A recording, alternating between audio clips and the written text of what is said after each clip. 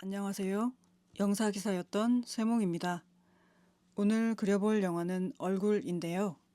지난달에 개봉한 영화이고 이미 여러 리뷰들을 통해 많은 호평을 받은 영화이기도 해서 이야기하기에 약간 늦은 감이 있지만 개인적으로 꽤 오래 여러 가지 생각들을 하게 만들어준 영화라 기록으로 남겨두고 싶어서 이렇게 영상을 만들게 되었습니다.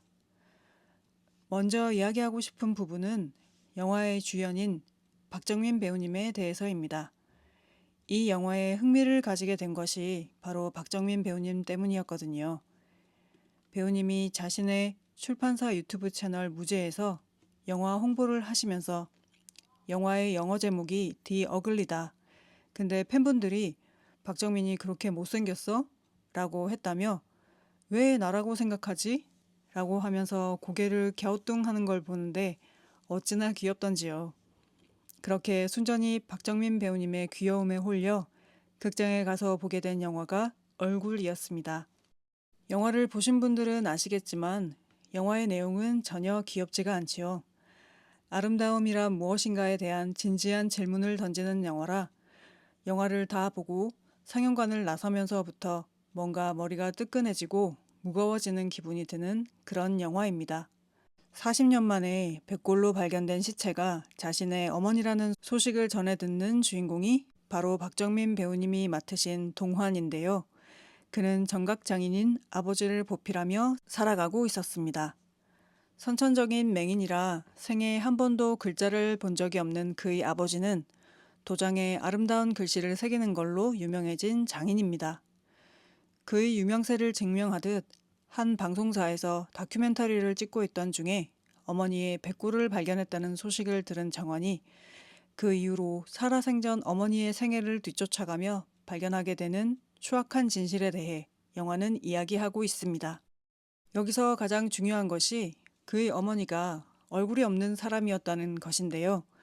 물리적인 얼굴이 없었다는 것이 아니라 사회적으로 지워져 버린, 그러니까 강제로 빼앗긴 얼굴을 가진 것이 바로 주인공의 어머니였습니다.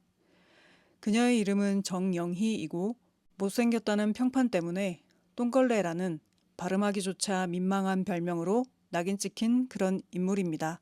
하지만 그런 평판과 달리 그녀는 그녀 나름대로 대쪽같고 강인한 면모를 가지고 있었던 사람입니다. 고지식하고 융통성이 없는 성격이어서 사람들로부터 늘 따돌림을 받긴 하지만 그런 상황에 주눅들지 않고 자신만의 고갱이를 가진 인물로 표현됩니다. 그런 그녀와 결혼한 동환의 아버지 임영규는 맹인이라 그녀의 못생긴 얼굴을 보지 못하기 때문에 오히려 그녀에 대한 편견이 없었습니다. 영희가 먼저 그가 새긴 도장의 글씨를 보고 예쁘다고 말해 주었고 그런 그의 솜씨를 알아봐준 그녀가 고마웠던 영규는 점점 더 그녀에게 호감을 느끼게 되었습니다. 그들 사이의 묘한 기류를 알아챈 주변 사람들이 영규에게 저렇게 예쁜 여자를 차지하려면 서둘러야지. 누가 채가면 어쩔 거야. 라는 말로 영규의 들뜬 마음에 불을 지르자 그는 선뜻 그녀에게 같이 살자며 손을 내밉니다. 그런 그가 싫지 않았던 영희는 그와 결혼해서 동환을 낳게 되지요. 그렇게 잘 살았다면 좋았으련만 영희가 일하던 피복 공장에서 그녀와 함께 일하던 재봉사가 사장에게 몹쓸 짓을 당하는 불미스러운 사건이 발생하고 그 사건의 전말을 알게 된 영희가 홀로 발벗고 나서서 사장에게 맞서 싸우면서 모든 상황은 파국으로 치닫게 됩니다. 혼자였다면 영희가 사장에게 홀로 맞서는 일이 쉽지 않았을 수도 있지만 그녀는 영규에게 사랑받았다고 생각했고 그 덕분에 불의에 맞서 싸워야 한다는 투지도 불태울 수 있게 됩니다.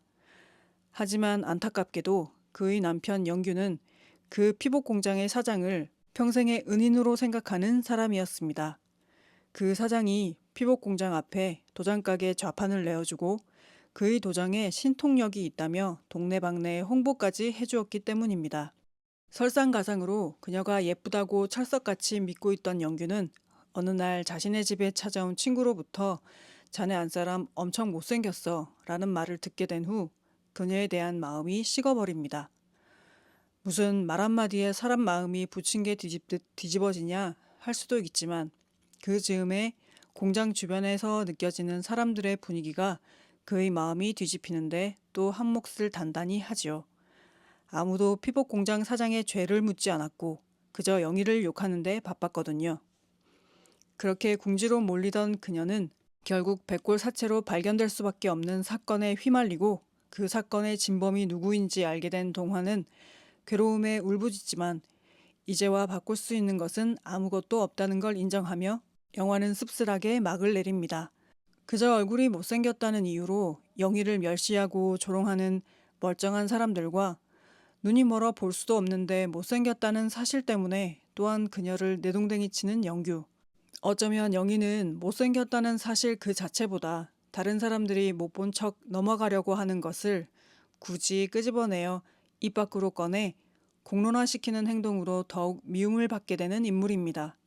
직면하고 싶지 않은 진실, 마주보면 몹시도 못생겨서 더 이상 쳐다보고 싶지 않은 얼굴. 어쩌면 영희는 받아들이기 힘든 사실 혹은 감춰진 진실을 들춰내는 거울 같아서 그게 사실인 줄 알지만 감당할 자신이 없어 모르는 척하는 사람들의 마음을 비춰주기에 미움받을 수밖에 없었을지도 모릅니다. 먹고 살기도 바빠 죽겠는데 무슨 인권 타령이냐. 그럴 시간에 일이나 해라 라는 말이 아무렇지 않게 통용되던 70년대. 지금보다 훨씬 열악했던 그 시절에 영희와 같은 인물이 살아남기는 더 힘들었겠지요. 하지만 영화를 다 보고 나면 지금은 뭐 크게 달라졌나? 라는 생각을 절로 하게 됩니다. 동안의 아버지 영규가 아름다운 것은 추앙받고 못생긴 것은 멸시받는다 라는 말을 하는 순간 그건 지금까지도 유효한 것 아닌가 싶어지거든요. 그렇게 영화의 여러 부분에서 뜨끔뜨끔 마음에 딸꾹질을 일으키는 영화 얼굴이었습니다. 초저예산으로 배우님들이 출연료를 깎아가며 동참해 만들었다는 연상호 감독님의 야심작 얼굴. 감독님이 이 영화를 본 관객들의 마음에 무엇을 남기고자 했는지가 뚜렷한 영화라 꼭 한번 보시기를 권해드리고 싶습니다.